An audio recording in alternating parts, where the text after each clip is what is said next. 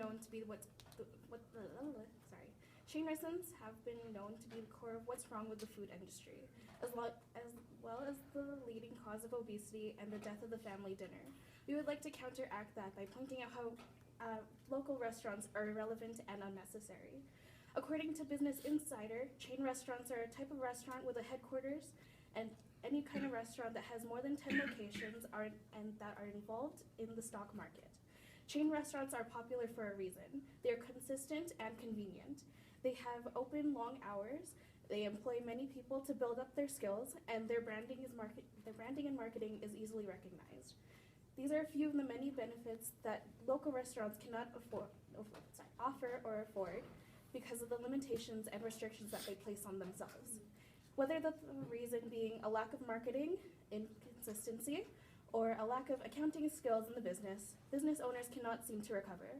According to IBS World and Business Insider, it is also known that businesses that start up in their first year have a 60% chance of closing, and by the time they reach their 5th anniversary, they have an 80% chance of closing.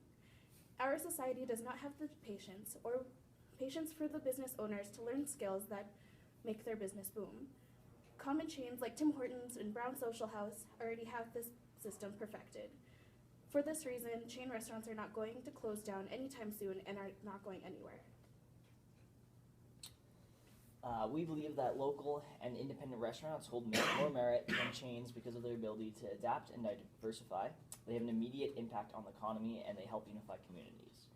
We believe that though chains may be big in numbers, mom and pop shops aren't in a dying age. Furthermore, a growing number of people are flocking to the new, the different, and the one of a kind. Something that is the exact opposite of most chain restaurants. That's our open. We'll Great. get into our point. 4 points back to Skylar and Robin. You do one, I'll do one then. I'll just switch off. So the fast food industry generated $650 billion in revenue annually based on the 2011 market research done by IBS World, and has grown to 2.8% in 2013. McDonald's alone has made a revenue of $24.6 billion in their own year. And of course, these revenues will be taxed, so that plays a huge role in the economy. So that's millions of dollars going back into the economy. And compare that to a startup restaurant who would probably make around $24,000 a week. So the revenue would be $521 a year. Research done by Jones Vika, a former restaurant owner and chef. Yeah. Some say that chain restaurants don't support local business, but that in fact isn't the case. In most cases, chain restaurants such as McDonald's, Wendy's, Boston Pizza, for example, are operated as franchises. According to a 2014 article from franchisebusiness.com, this means that the corporation will allow a franchisee to open and operate a restaurant with their name, menu items, and systems in exchange for accommodation of an upfront franchise fee or royalties.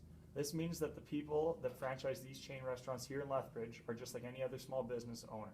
They live in the city, care about the people that come in their door, because they are not only their customers, they are likely their friends and family too.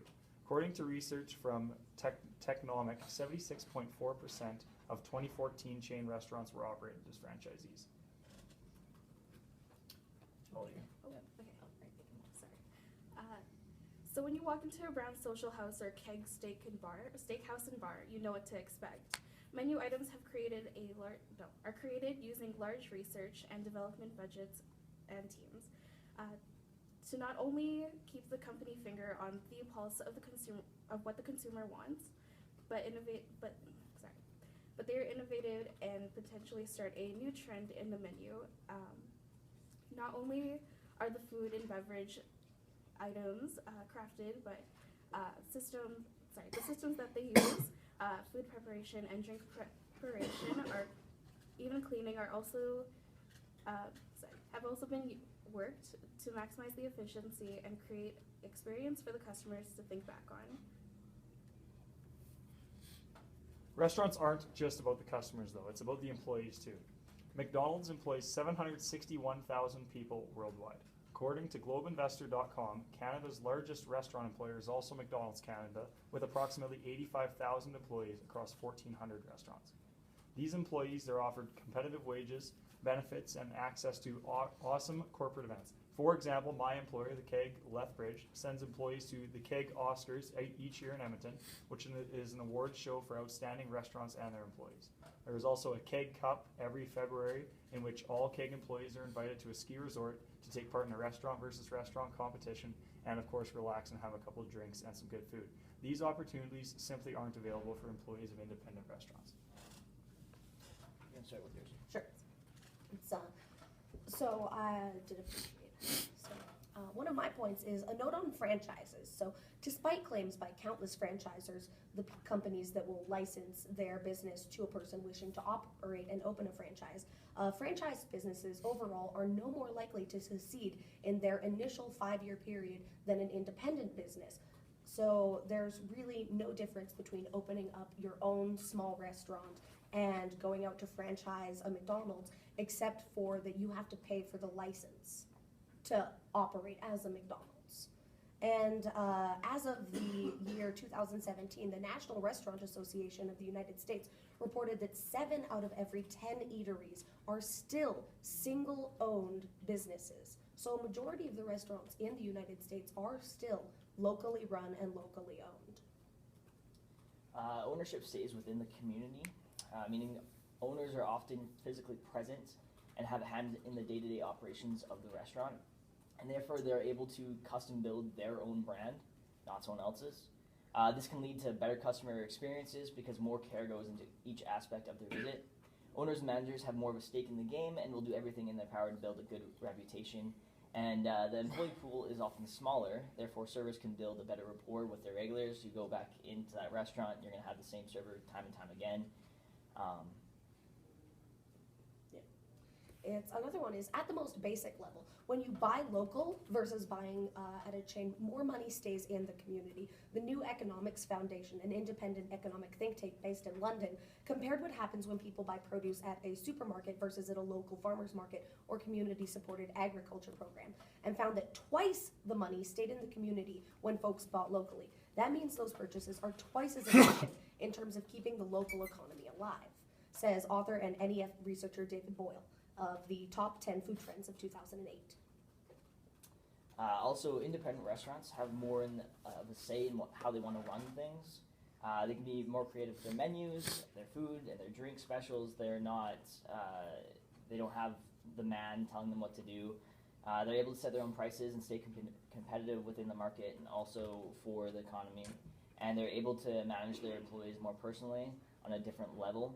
It's not so much 100 employees where someone else can come in and have that job. You get to know your employees on a level that's personal. And I'd really like to comment on your comment, Skylar, about businesses being unable to provide for the employees in the same way.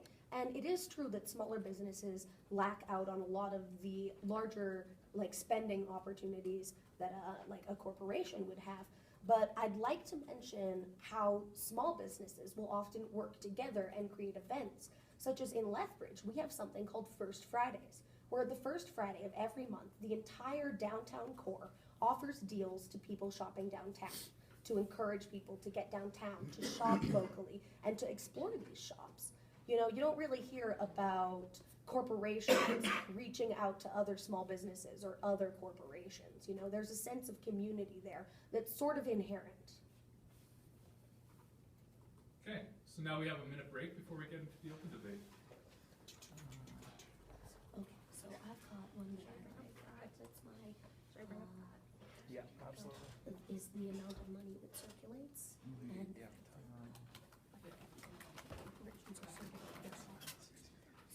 Yeah, I like that one.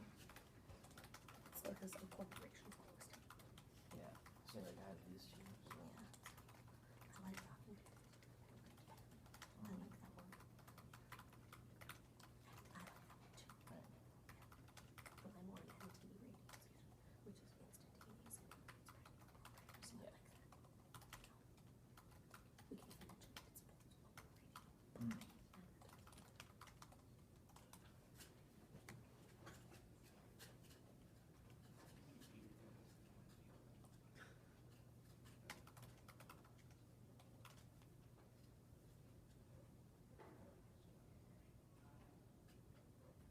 Yo, it's that. best timer. When you're ready, please go ahead. I guess we got a Q&A. Doesn't matter.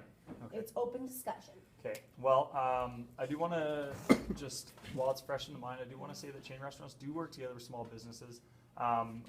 One example I could have is at the Keg, where I work, obviously.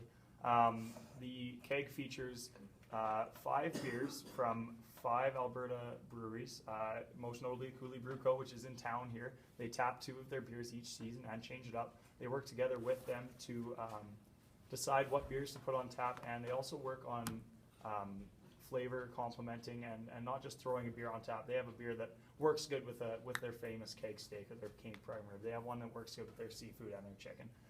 So I find that quite hard to believe that chain restaurants don't work with small businesses, and especially since franchisees are people in this community, they always have their finger on the pulse of what's going on in town, and they're gonna take advantage of that when they can.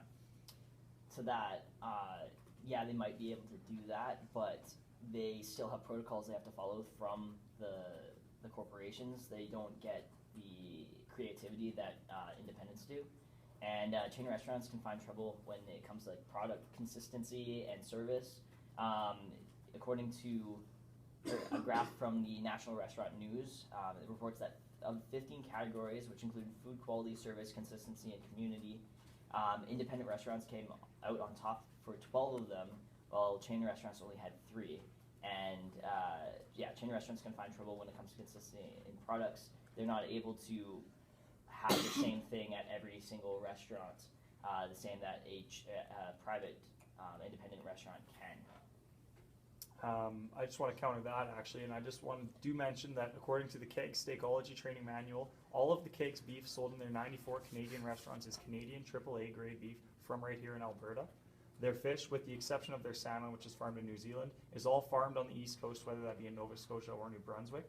And I mean, there's going to be bad run independent restaurants. There's going to be bad run franchises, right? It depends, like how long they've been around, what their systems are for these kind of things, and if they simply can't get the items they want from their suppliers, there just isn't going to be consistency. And I think that goes both ways for whether you're a part of an independent or a chain restaurant.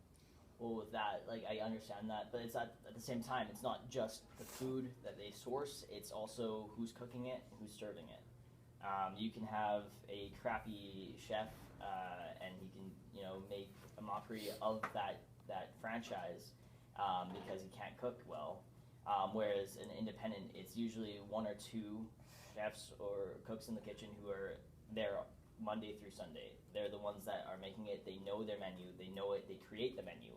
So they have more of a stake in the game if that steak comes out wrongly cooked. So compared to, if you go to one Keg in Calgary and then you go to another Keg in Edmonton, you could have a completely different experience. Another one is small businesses are job creators. Most of those jobs are local jobs. They're trying to source their products locally so that they don't have to pay for as much shipping. So they're not only buying their own products locally, they're supporting other local businesses. So this reduces traffic congestion, it supports local businesses, fellow community members who work at them, and like Braeburn Farms, we've got, or Broxburn Farms that we have right outside here of Lethbridge. I know I work at the university and they purchase produce from them, from Lakeview Bakery, another local company.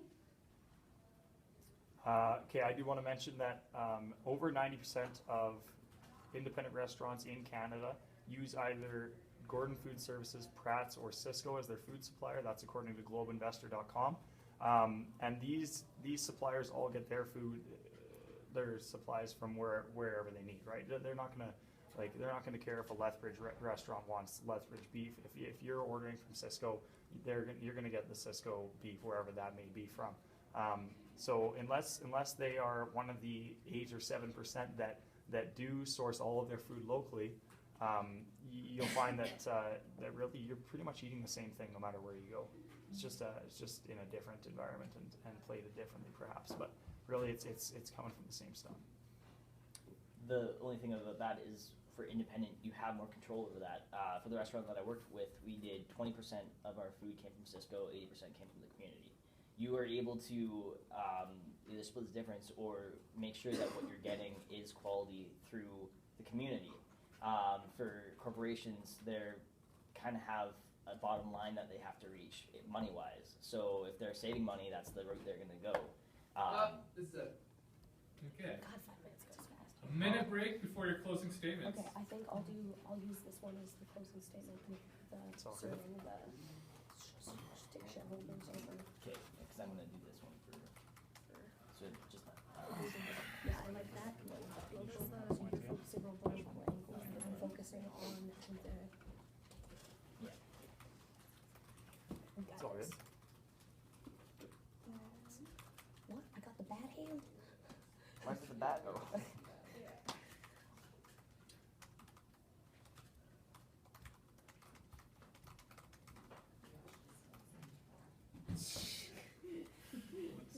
Great. I still can't believe how fast that 5 minutes goes. I know, I was like, okay, I'm ready to. What do you mean it's done, Brandon? Hey, Even if no, I your wanted minutes to, I is. don't know if I could afford that many. We're all gonna need $5.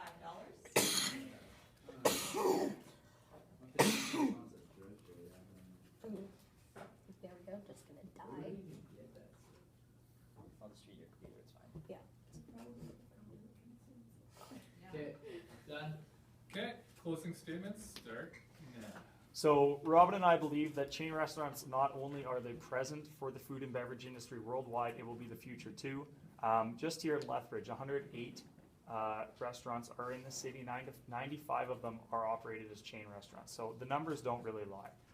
And we have to remember that all chain restaurants started as local businesses, and it was either something unique about them or the way they operated or their service that made them so wildly successful that they were able to grow into these chain restaurants. They are operated locally. They offer incredible opportunities for their employees, competitive wages. People stick around at chain restaurants because they know what it's like to work for the K or work for Browns, and the benefits are there.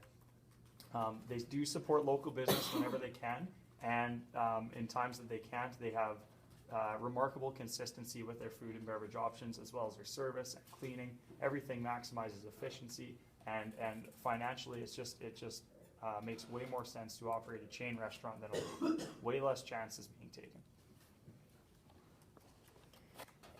The job of any business is to grow, so the evolution from single unit to multiple units is appropriate. But the farther a business gets from its entrepreneurial roots, the more the priorities of the management seem to shift from taking care of its patrons to serving the needs of its owners and stockholders. It's the difference between being in the hospitality business and being in the business of hospitality. The result is that national chain restaurants have increasingly become a sterile array of restaurants serving similar food in similar atmospheres at similar prices, predictable places where you can be efficiently processed but seldom feel well served. There are independent restaurants who have denied becoming chains or opening up more shops because they don't want to sully their brand. They don't want to. A good example is Peter's Drive-Thru in Calgary. Exactly. And according to a poll the Huffington Post ran on vacay.ca, 18 of the top 20 rated restaurants in Canada are independently owned and operated. And what you can infer from that is that Canadians like local, they like unique, and they like having an experience that can't be replicated at 1,000 other locations. Excellent debate, guys. Yeah!